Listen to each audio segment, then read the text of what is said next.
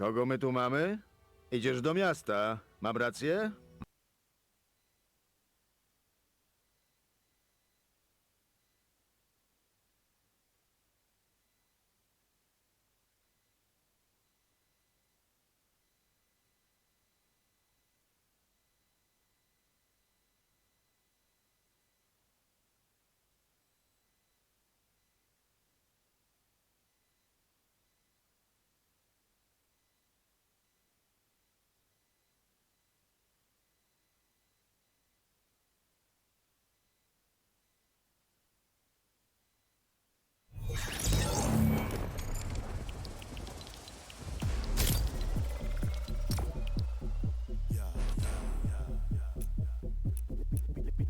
Let me show you what I done. Just brother, I'm cold.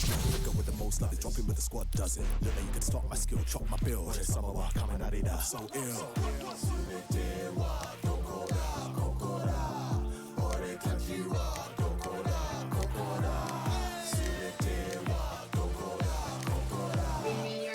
We don't dance, we just do that thunder roll.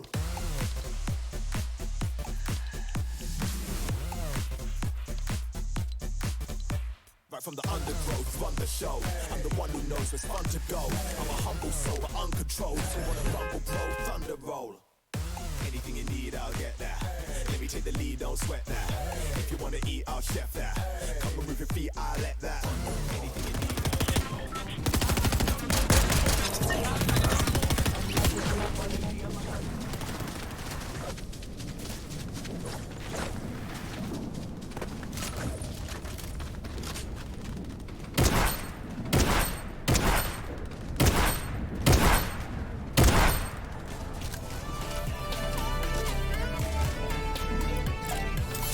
Anything you need, I'll get that.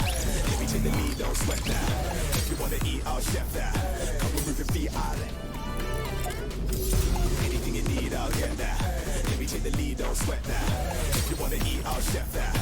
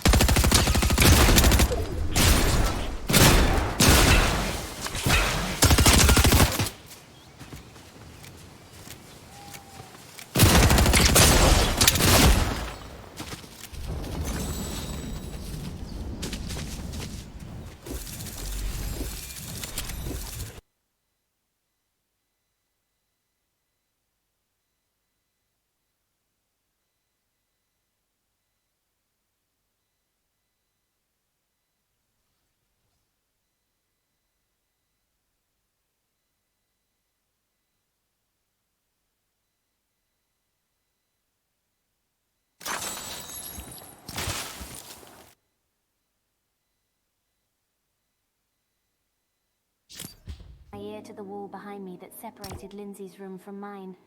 I could hear her faint but steady breathing. She was clearly asleep, it wasn't her. I then crossed over to the other side of my room near the door and once again stuck my ear to the wall.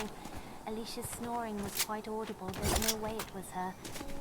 I slowly began to grow fearful as I turned in a last resort to see if Stephanie had perhaps gotten up, but I could plainly see her resting form silently rising up and down. A shiver went down my spine and I nearly screamed when I realized that the footsteps had come to a stop outside of my door.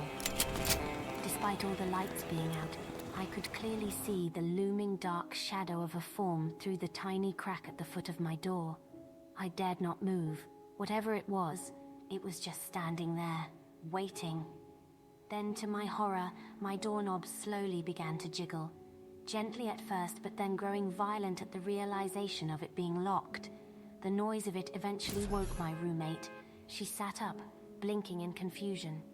That instant, the jiggling of the doorknob stopped. She asked me just what the hell I was doing and if I knew what time it was. I told her it wasn't me. I told her that whatever had opened the door to the crawl space the previous day had come back. But she just furrowed her brow at me and said that I needed to get more sleep. The next day, I made an appointment with my program's supervisor. I told him that I just needed to go home.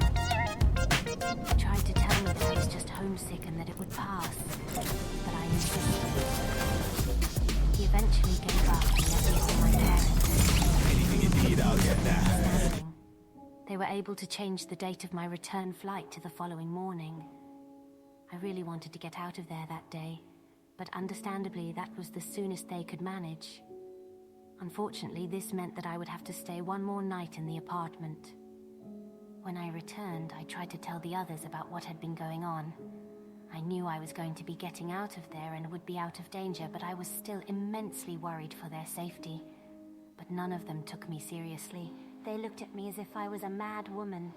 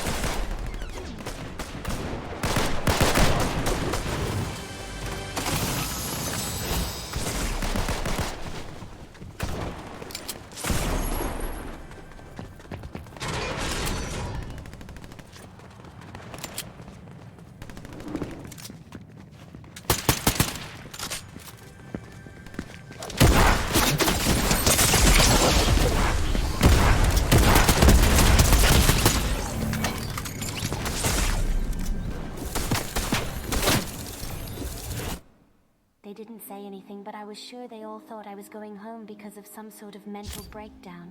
At that point, there was nothing I could say that would convince them.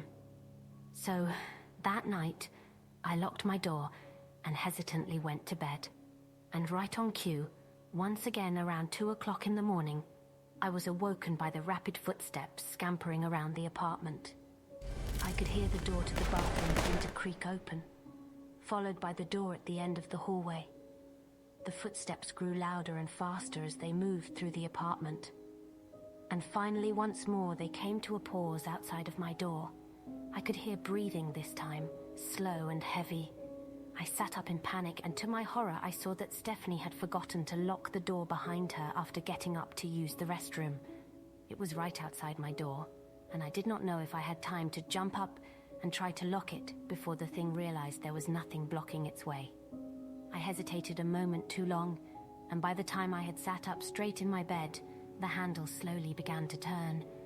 I froze in terror as the door cracked open, revealing my tormentor. It stood there ominously in the doorway, staring me down. Its eyes protruded slightly from its skull and gave off a very faint bluish light. It didn't appear to have a nose, only slits where the nostril should have been. It had the teeth of a man, but had no lips, giving it the impression of an eternally toothy snarl. Its greyish-white skin was waxy and stretched tight over its bony face. The rest of its skeletal form was hard to make out, as it was almost entirely enveloped in shadows. After pausing for a moment in the doorway, it began to head toward me. As it moved, its body let out sickening cracks. I sat there, still petrified by fear, until it had made its way to the foot of my bed. Its heavy breaths were deafeningly loud. I don't know how Stephanie slept through it. The air had begun to smell sour and with speed. It jolted to the other end of the bed, mere feet from me. I gagged at the smell of it, like sulfur and rotting flesh. Slowly it unfurled one of its along the gnarly hands and proceeded to reach for me. Not until it was several inches away did I finally find my voice. I screamed as loud as I possibly could, and it halted in its tracks. Stephanie shot up from her bed, visibly frightened. The creature hunched over on all fours and fled from the room with unsettling movements that recalled those of the spider. A moment later, Stephanie switched the light on and looked at me furiously. She demanded to know what the fuss was all about. I told her exactly what had happened, but she just called me a nutcase. The taxi came to pick me up very early the next morning. The sun had not even risen by the time it arrived. None of the girls came to see me off, but I expected this. After loading my luggage into the trunk, I climbed into the back seat of the old cab. And was sitting at the base of my apartment. When I leaned to look out the window, I could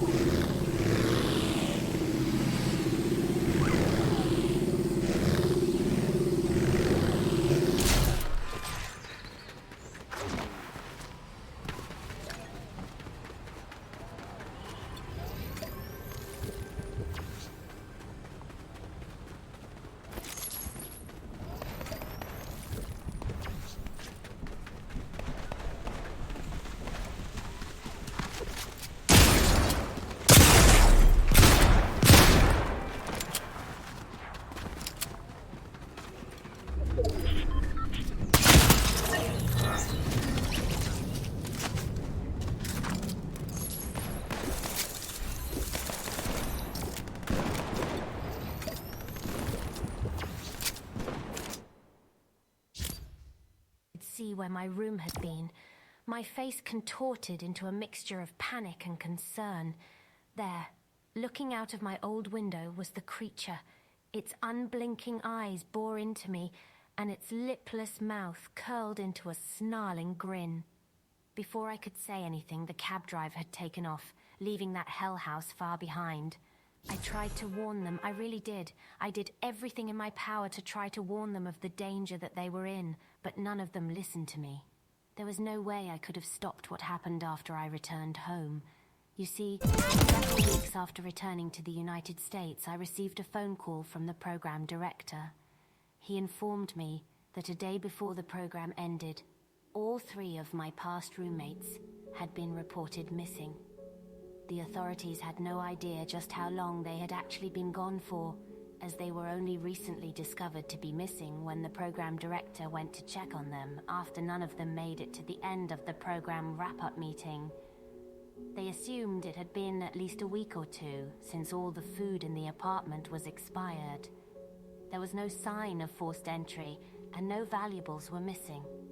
The only notable detail mentioned in the report was that when they arrived on the scene, there was a strange little door hanging ajar in the bathroom. And when they approached it, they were met with a powerful odor coming from no visible source. The official report has them declared as missing, but I know that they're all dead. I know that I'm incredibly lucky to have made it out with my life. I think the only reason I'm still alive today is because I fled thousands of miles and across an ocean. Despite their unwillingness to listen, I still feel an unimaginable amount of guilt over what happened to those girls. That's why I'm writing this now. I may not be able to go back in time and save them, but maybe I can prevent this from happening to you. Please heed my warning. If you ever get the opportunity to study abroad, keep this in mind. If it seems too good to be true, it probably is. And whatever you do, don't stay on the 3rd floor of the ancient yellow apartment complex.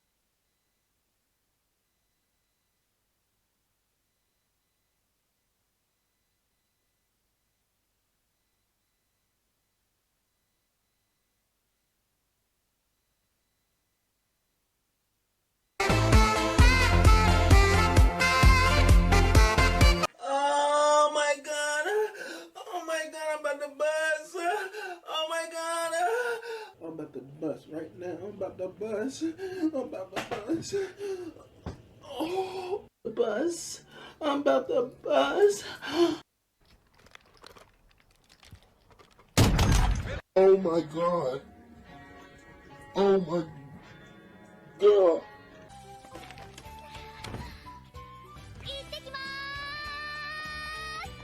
Oh shit! Oh, no!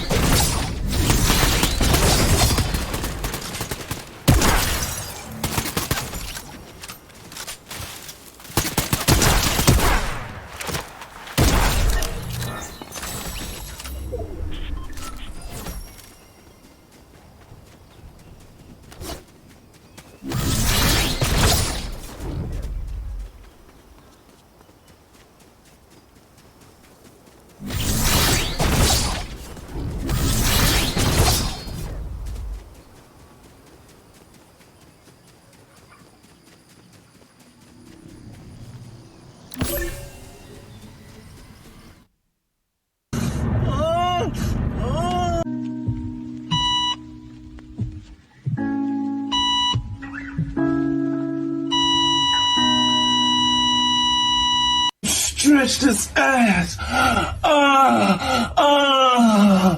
Ooh.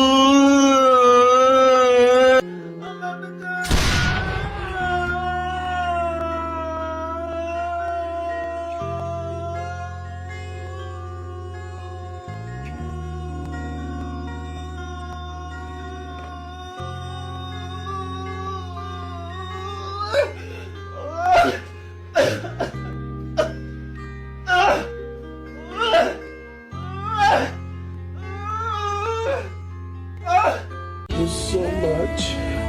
Thank you.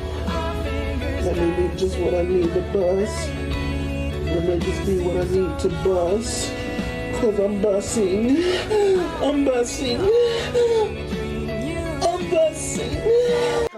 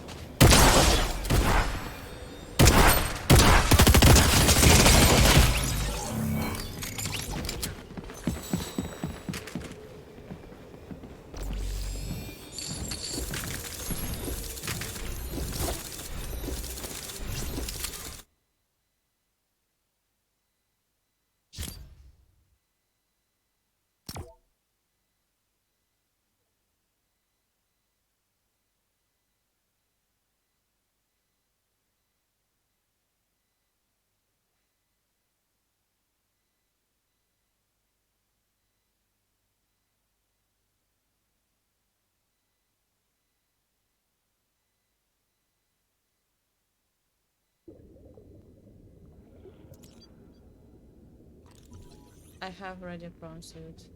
So let's get the fuck out of here. Dude, please. Fit in there. Dude, are you fucking...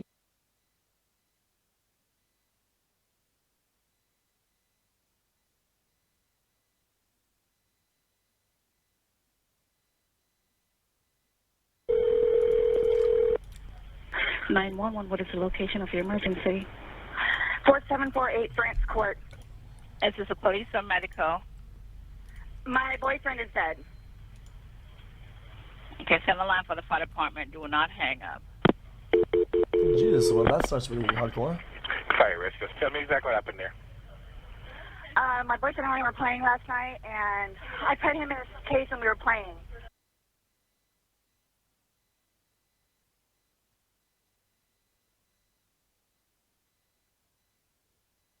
Wait, why is Future Man? I don't know why. It's weird. He's running old videos. I think he may have a contract with some company, signed it to get some old. Wait, it's your guys. he's probably running VODs. Where? Yeah, I'm not going to this, but yeah, you're right. I don't know what that is.